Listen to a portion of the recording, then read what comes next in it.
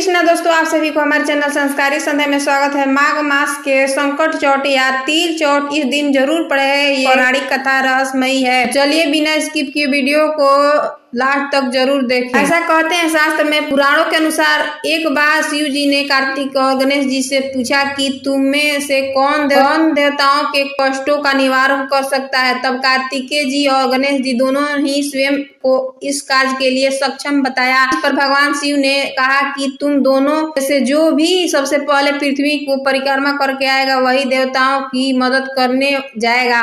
ये वचन सुनते ही कार्तिकेय जी अपने वाहन मोर पर बैठकर पृथ्वी की परिक्रमा के लिए निकल गए, परंतु गणेश जी विचार मगन हो गए और वे चूहे के ऊपर चढ़कर सारी पृथ्वी की परिक्रमा करेंगे तो इस कार्य में उन्हें बहुत समय लग जाएगा। तभी एक उपाय सूझा। वे अपने स्थान से बैठे और अपने माता पिता के साथ फेरे करके वापस बैठ गए। परिक्रमा करके लौट पर कार्तिक स्वयं को विजय बताया। शिव जी ने गणेश जी से पूछा, गणेश जी से पृथ्वी की परिक्रमा न करने का कारण पूछा। तब गणेश जी ने कहा, माता पिता के चरणों में ही समस्त लोक है। यह सुनकर भगवान शिव जी गणेश जी को देवताओं के संकट दूर करने की आज्ञा दी और गणेश जी को आशीर्वाद दिया कि चतुर्थी के दिन जो तुम्हारा श्रद्धा पूर्वक पूजन करेगा और रात्रि में चंद्रमा को अर्घ देगा उसके तीनों ताप यानी दैहिक ताप, वैदिक ताप और भौतिकी ताप दूर हो जाएंगे। संकट चौथ व्रत कथा। संकट चौथ व्रत कथा के अनुसार एक समय की बात है, एक नगर में एक कुम्हार रहता था। एक दिन जब कुम्हार न बर्तन बनाने के बाद आवा लगाया तो वह नहीं पका। तब कुम्हार परेशान होकर राजा के पास पहुंचा और उसने पूरी बात बताई। तब राजा ने राज पंडित को बुलाकर इसका उपाय पूछा। तब राज पंडित ने कहा कि अगर हर दिन गांव के एक एक बच्चे की घर की बलि दी जाए तो हर रोज आवा पकेगा। राजा ने ऐसा कहने पर के लिए पूरे नगर को आदेश दिया। कई दिनों तक एक एक बच्चे घर से एक एक बच्चे की बलि दी जाती रही। फिर जब एक बुढ़िया के घर की बारी आई तो वो ये सोचकर परेशान होने लगी कि उसके पास तो बूढ़े एक का मात्र सहारा उसका इकलौता बेटा ही है। अगर ये बलि चढ़ जाएगा तो उसका क्या होगा। तब उसने संकट की पूरी सुपारी और दूब लेकर बेटे से बोला, जा बेटा, संकट माता तुम्हारी रक्षा करेगी। और खुद संकट माता का ध्यान करने लगी थी। अगली सुबह कुमार ने देखा कि आवा भी पक गया है और बालक को भी कुछ नहीं हुआ। और फिर संकट माता की कृपा से नगर के वो बालक भी जीवित हो गए जिनकी बलि पहले दी जा चुकी थी। कहते हैं कि इस दिन चौथ के व्रत का महत्व कई गुना बढ़ जाता है। इस दिन माताएं अपनी संतान की रक्षा के लिए व्रत पूजन करेगी।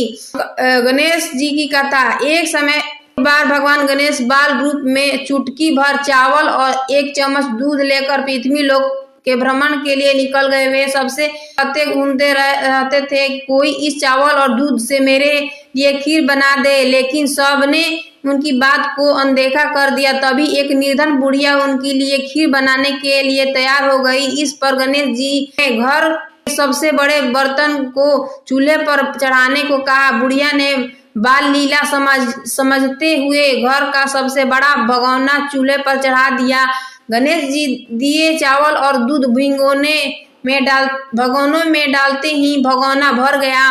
इस बीच गणेश जी वहां से चले गए और बोले, अम्मा, जब खीर बन जाए तो बुला लेना। पीछे से बुढ़िया के बेटे की बहू ने एक कटोरी खीर चुरा कर खा ली और एक कटोरी खीर तैयार हो गई तो बुढ़िया ने आवाज लगाई, आजा रे गणेशा, खीर खा ले। गणेश जी वहां पहुंचकर बोले कि मैंने तो खीर पहले ही खा ली। तब बुढ़िया ने पूछा कि उन्होंने खीर कब खाई। तब गणेश जी बोले कि जब आपकी बहू ने खीर खाई तभी मेरा पेट भर गया। बुढ़िया ने इस घटना को सुनने के बाद उससे माफी मांगी। इसके बाद जब बुढ़िया ने बाकी बची खीर के बारे में पूछा तो गणेश जी ने उसे नगर में बांटने को कहा और जो बच्चे उसे अपने घर के जमीन में गड्ढा करके दबा दे। अगले दिन जब बुढ़िया उठी तो उसकी झोपड़ी महल में बन गई थी और खीर के बर्तन सोने के आभूषण से भरे हुए थे।